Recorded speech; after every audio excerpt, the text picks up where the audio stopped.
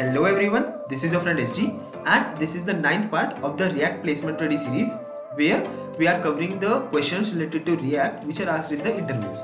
So till now we have covered a lot of concepts. We have covered React, DOM, Virtual DOM, JSX, state, hooks, lifecycle methods, components, class functions and class components, functional components. We have done a lot of stuff. So in this video we'll be covering Redux. We'll be covering all the questions related to Redux, how they are asked in the interviews, and we'll be answering them. So if you haven't watched the previous parts, go check them out. You can find the links in the description. So let's just begin the video.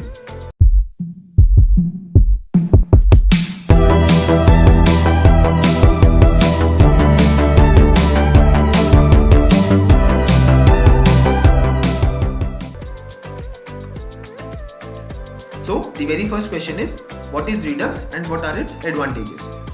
So Redux is a state management library that is generally used with React, although it is also used with Angular as well, and you can use Redux with some other applications, some other libraries or frameworks as well, but commonly it is used with React. So there is a general term that we use, React and Redux. It is generally used for all the developers. So it is pre-assumed that if you are a React developer, you should also have a complete knowledge of Redux as well.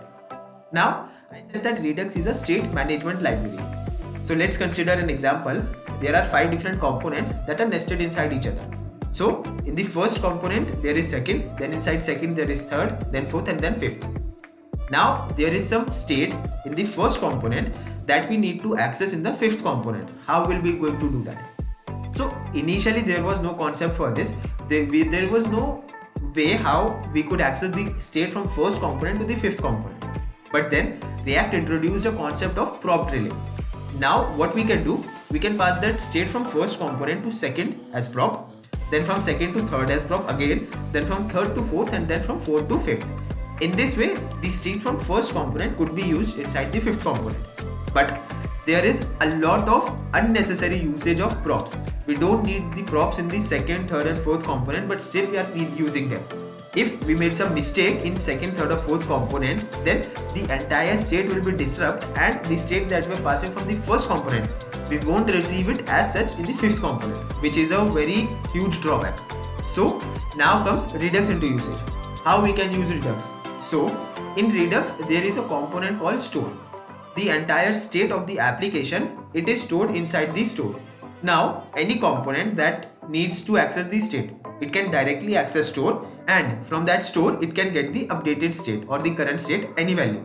So basically it will get the entire state from the store. So now the first component 1, it will access the store, update the state, and the updated state will be stored inside the store only. Now the fifth component can also access the same store, get the final or updated state and can use it inside itself. So in this way, a lot of unnecessary prop usage, it's also removed, and we could have made some mistake while passing those props. We could have made some typo errors, or we could have by mistake manipulated that value. That also is removed. So Redux is a very much optimized way to manage the state. Also, if you are familiar with the concept of context API, reducers, use reducers, then the Redux is very much similar to that. So if you don't know about these concepts, context API, use reducer, hook and others, you can watch my previous videos. I have explained everything in them in very detail. We have explained context API and use reducer hook both. So these Redux, it also works in the similar way as use reducer hook works. It also uses that same reducer. Your reducer is one of the component in Redux as well. So now let's see some of the advantages of Redux. So Redux is very maintainable. What does this mean? So we have seen that in React there is no predefined code structure. Every developer that works on React application, they uses a different code structuring. So for new developers, it is very much difficult to understand someone else's code. Let's see, if I am working on someone other's code, then initial days of my working will be spent to study his code only. So Redux overcomes this. Redux defines a specific way in which you need to structure your application. So everyone will be structuring their application in the same way. So a new developer can understand someone else's code very easily. If I have to work on someone else's code, it is very easy for me to understand that person's code. Second is, debugging becomes very much easy in Redux. How? So further in this video only, we are going to see that there is a component called action and reducer in the Redux only. So we can simply log those values, and based on those values we can easily predict that which state is manipulated by which particular action and how it is being manipulated. We can also get that. So we can debug the workflow, and in that we can easily find the bug, that exactly at which particular point the bug is there, which particular component is malfunctioning, and we can easily fix it.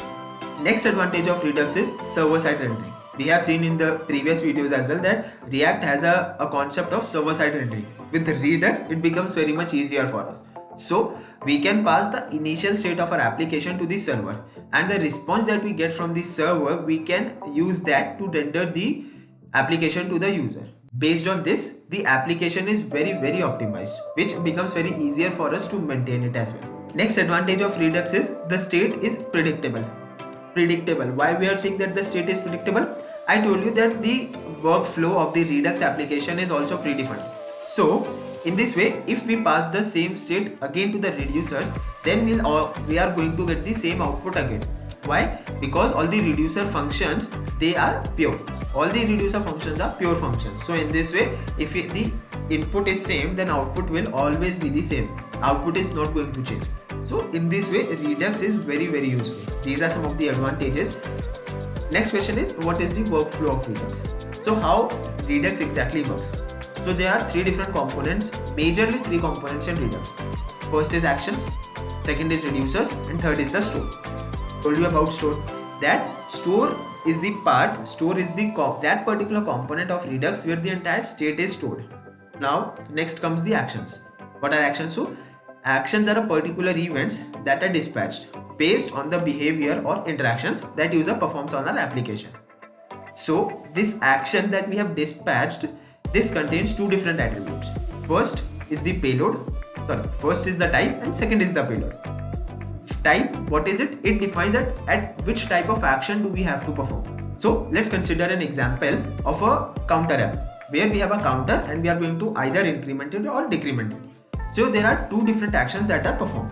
First is the increment action and second is the decrement. So type of these actions will be increment or decrement. Now payload. What will the payload? So payload is the current state. So in the current state, in the payload basically here, we are going to pass the current value of the counter. Now this particular action with type and payload that we dispatched, this is received by the reducer.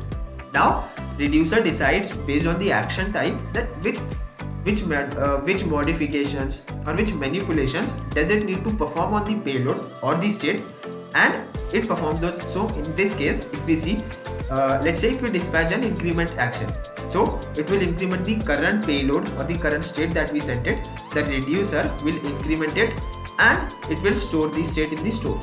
Now this state from the reducer, it is also returned to the action, and from there we can get that state and we can display it to the user. So these are three different components and it is the workflow. Firstly, we dispatch an action. That action is received by a reducer. It works on that action. Based on that action, it makes some changes to the state and returns the updated state. Now this updated state could be displayed to the user, and in between the updated state was stored in the store as well. So this is the entire workflow of Redux. Now next question comes is, what is an MVC architecture and what are its limitations? So MVC architecture stands for Model View Controller. The name suggests there are three different components. First is model, second is view, and third is the controller. It is a software design pattern that is used by developers throughout the world. So what it does actually, what is this MVC architecture? How you are going to define it? So as the name suggests, there are three components: MVC, model, view, controller. Different type of action, different work is done by all of these components. So let's study them one by one. First is the model. All the data related work, it is handled by model only. So any changes related to data, any updates or any modifications in the data that we need to perform, that are handled by model only. Neither view nor controller have access to data. So in simple words, we can say that the database that we are having, that is only accessible to the model if we are using the MVC architecture. Any data related work that need to be done in our application will be done by model only. Now next comes the view. MVC, so in next component is view. So view, as the name suggests, view is that part of our application which is displayed to the user. It is the view of our application that the user sees. Now there is a twist in this MVC architecture. The model and the view, they are not directly connected to each other. So if we see the data that is returned by model, it actually needs to be displayed in the view, but they are not connected. So how will this data be passed to view and how it is going to be displayed? So now comes the controller into action. How it works? So basically controller is like an interconnection between the model and the view. So any type of any action or any event that is handled on view, it first went to controller. Now controller decides that which particular data I need to access on it on this event. So this controller now sends this information to the model. Now model performs some actions on it, makes some data queries, and it gets the data. It returns that data to controller. Controller maybe it could filter out some data or any different action that we need to perform. It will be done in the controller, and controller will send the final output to the view, and it will also tell the view that exactly how you need to use this data and how you have to display it to the user. So in this way, model and view, they are not directly connected to each other, but they are connected through controller. So controller is like the center part of our application. It is the core of an MVC architecture. So what are the limitations of MVC architecture? So first thing is, it is difficult to understand. It is too complicated. Sometimes it becomes very much difficult for a new person to understand MVC architecture. They cannot maintain it. Secondly, if the application is small, then it is not recommended to use MVC, because the initial setup of MVC architecture takes a lot of efforts. It takes a lot of efforts to set up the initial project using MVC architecture only. Next, there are some predefined rules in MVC architecture which we need to follow, which makes it difficult for some people to use it.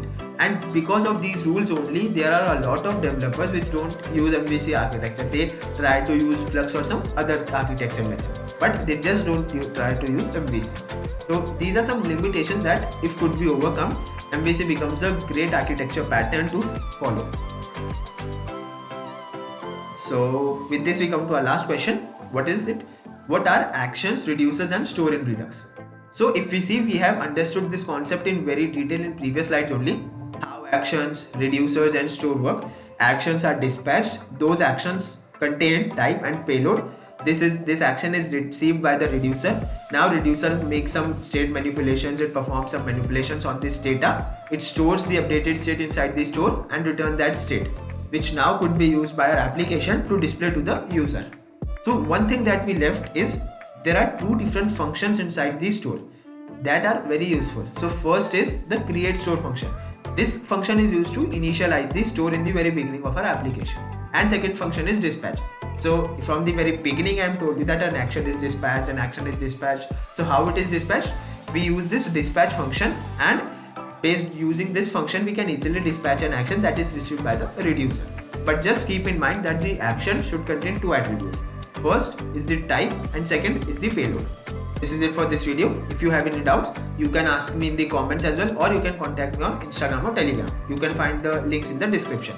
Also let me know your reviews in the comments as well, that do you love Redux or would you require more tutorials on Redux or not. So this is it. Thank you. Tata. Bye bye.